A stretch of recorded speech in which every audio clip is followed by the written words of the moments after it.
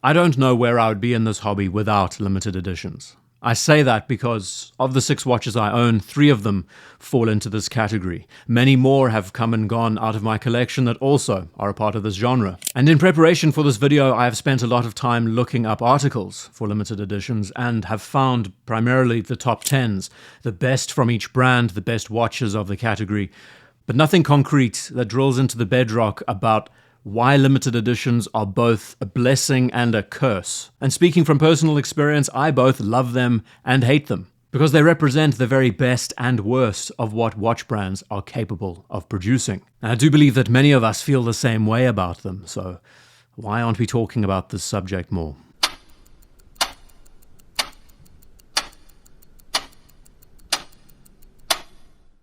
I've often asked myself the question, do I go after limited editions because of their exclusivity? And the answer, truthfully, is no. I don't care that this particular watch is 1 of 1,000 and that it's sought after. But it just seems that I personally gravitate to them because they hit the points that I'm looking for. No stone goes unturned with these, and they seem to address the issues that plague many of the regular production models. And as much as I like them, I mean, it's a passion for me at this point by the sounds of it, I also hate the fact that other people cannot enjoy them and experience them. That is the double-edged sword of exclusivity. You see, brands know that they have us when they produce pieces like these. Entire manufacturers dedicate a lot of time, effort, and resources into making limited edition watches for this reason alone. We could almost say that it is an entire enterprise, and some brands, I'm thinking Swatch Group in particular, I think one of the top names that come to mind is Bulang. As much as the regular production models are nice, the limited editions, those are the specialty pieces, and those are the ones that most of us here would want to own in a heartbeat. Regardless, the limited edition watch is an ace up the brand's sleeve. And all too often, they are vintage-inspired callbacks, they might be reissues, they might be collaborative projects, all of which have unique designs that we enthusiasts, we crave, we love.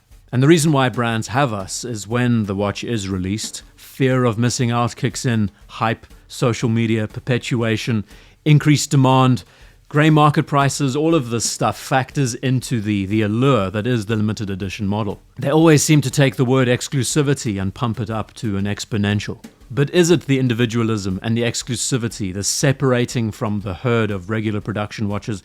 Is this the reason why it's worth going after them, or is there a lot more to it? Now yes, we could say it's an easy to buy and flip situation. The rarity, great demand for them.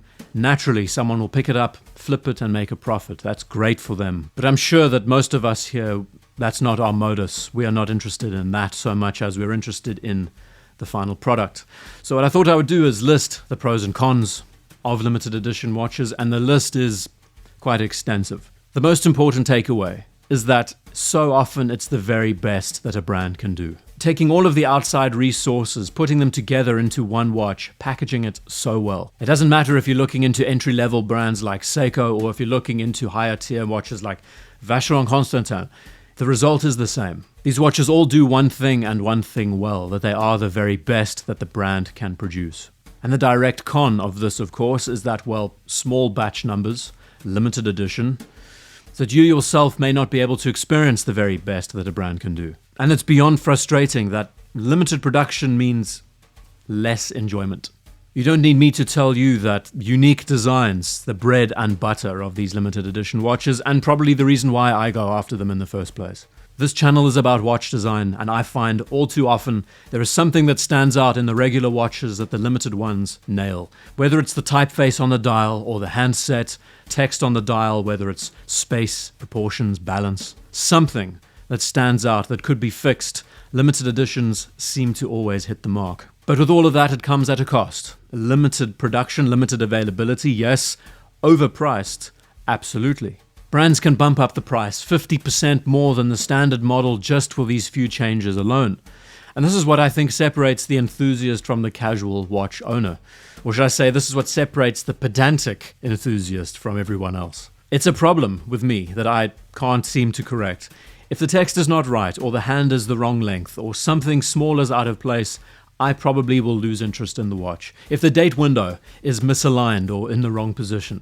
Even if the watch is incredible in every other respect, but it misses something that I believe could be remedied, I won't be propelled to go after it, and I'd rather overspend on a watch that I know is going to be on my wrist and I'm going to enjoy every single time I look at it. I think that's very much the root definition of pedantic.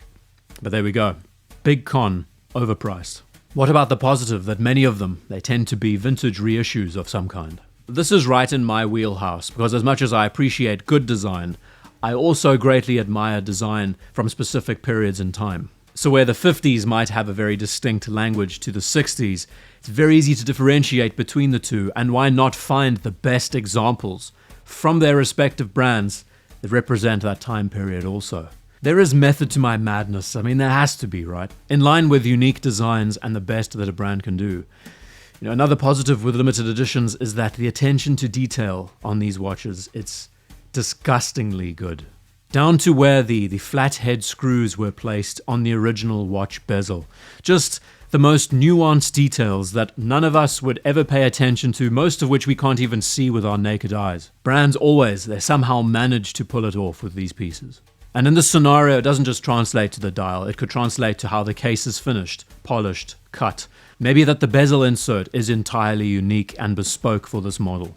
The realms of possibility when it comes to attention to detail here, it's endless.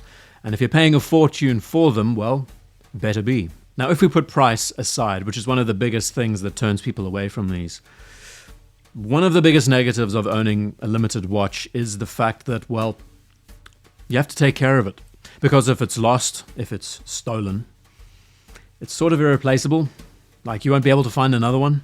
As much as it's good owning a watch that is unique and specialist, it can just as easily be taken away and not at all easily replaced. And the regular production watches that you have, they could be replaced the same week or a little bit later, where these, find another one.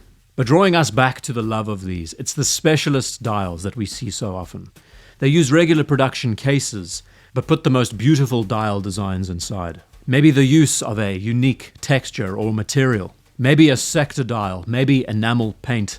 Or maybe it's the act of reducing what we see on a regular production dial. As they say, less is more. Instead of 3 lines of text at the base of the dial, how about 1 line instead? And next to the specialist dials, we see custom case sizes and diameters. And this, I think, brands really play around with us. They toy with us here a lot. Sometimes they can size them up massively, 55 millimeters and beyond, and make them exclusive. But I think far too often what they do instead is they come up with the perfect diameter that we all want, that we all ask for, but never receive in the regular watches. And they seem to just nail it with limited editions, usually around the 38 to 40 millimeter mark. How about that many of these exercises are often collaborative? That brands are open in this situation to allow for feedback and input from other companies who want to collaborate with them. Instead of being closed off and working in-house, they want to be a part of a team. But the final negative is that you need to ask yourself if all of this is worth it. If you're like me, the pedantic enthusiast that seems hell-bent on getting everything right on these watches and nothing less will suffice, then yes, you will understand my plight.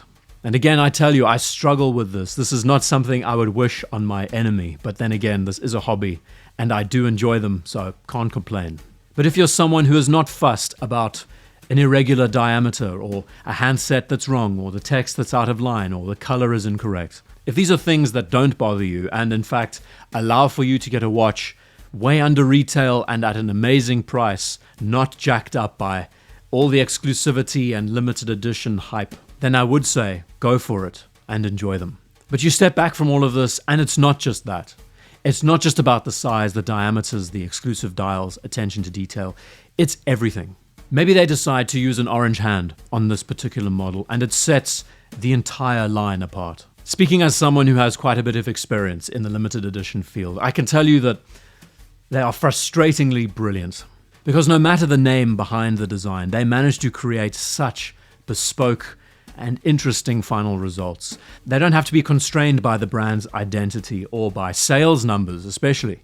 We often see that these are the best watches that the brand produces because the teams behind them, they have freedom. They have carte blanche to do what they like. And if more brands in this industry could realize that allowing that freedom to be loose, to create and not be constrained, it makes such a difference with the final result.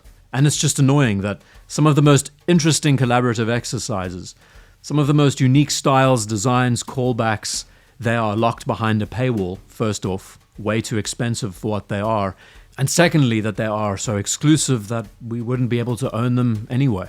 I think in one way or another, I've tried to rationalize in point form my enthusiasm for the limited edition watch.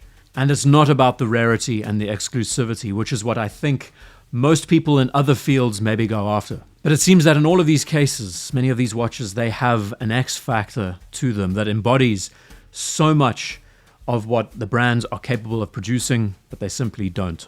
The specialist approach, the uniqueness, the detail, the sizes, the diameters, and very often a strong and budding collaborative exercise. My admiration for limited edition watches seemed to come out that way.